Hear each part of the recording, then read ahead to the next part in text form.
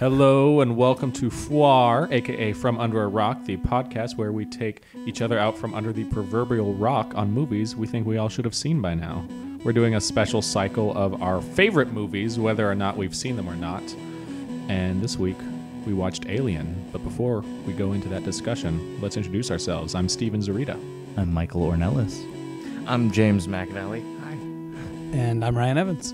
I've watched this movie, I think I said this last week, probably 2 or 3 times a year for the past 3 years. I saw it for the first time in summer of 2012. And I love it. It's a very good movie. It's very atmospheric. And I think that environment that it sets up is what I am drawn to so much by it. I've heard this movie be called Jaws in Space. Is that like a good summary of the plot to you? You just watched it. What do you think? Oh, there's a lot of tourism on the Nostromo. They got to close the space beaches. We're going to need a bigger Nostromo. The 4th of July is coming up. You know what that means? High concentrated tourism. What makes the movie so successful at making you uncomfortable, aside from the darkness of it, is the really well done and well thought out sound design. You know, like throughout that entire scene where the first guy gets the what's his name? Kane.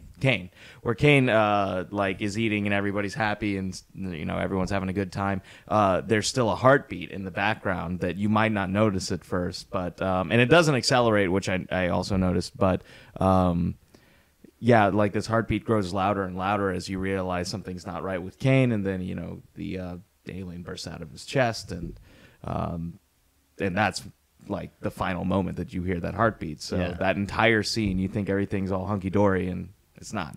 It's not just the imagery. It's not just the design of, like, you know, everything is either meant to resemble a vagina or a phallus or anything like that. There's a lot of unwelcomed penetration. Michael, you brought it up with the question last week. It uses a lot of rape imagery and sexual imagery to make the audience feel uncomfortable. Yeah.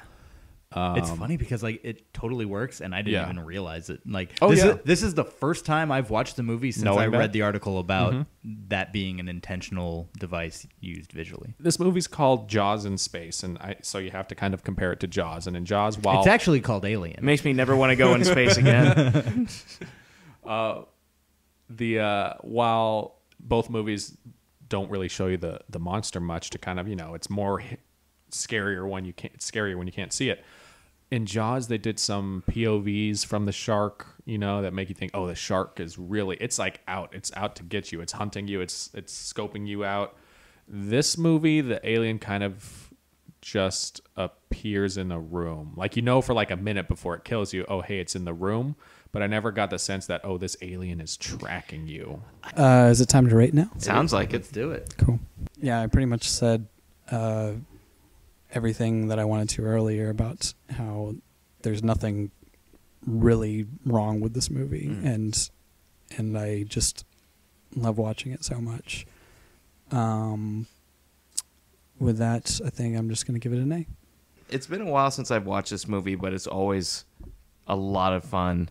And like I said, or like Steven said, always visually captivating, and yeah, just a blast. I love sci-fi and I love horror, and this one I feel like is the perfect marrying of those two.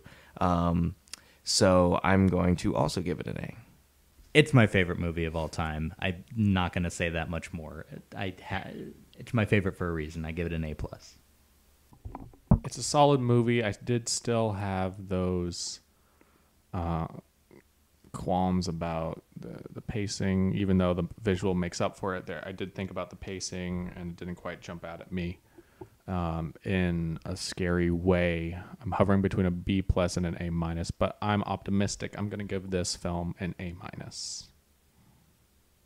right, well, A. That's an minus for Aliens, minus the rest of the crew. Well, but it's an A. You could have just said that we averaged an A for Alien. Yeah. So. Much easier. We got an A.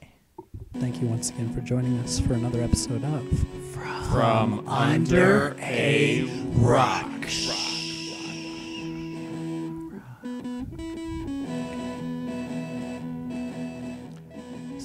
Slow fade. Hey guys, thanks for listening to our review of Alien on the From Under a Rock podcast. The next movie we're watching is James's favorite movie, and that one is Shaun of the Dead, which uses a lot of visual gags for comedic effect. So I want you guys to tell me what your favorite visual gag in a movie is. Put that in the comments below, and we'll talk about it on the podcast, which we record in just a little bit later today. Thanks again for watching. Subscribe, because we do this podcast for you guys every week, so that way we can all see more classic movies and be a little bit more knowledgeable about the cinema landscape. So, again, thanks for watching. I'll see you guys later. Punch it!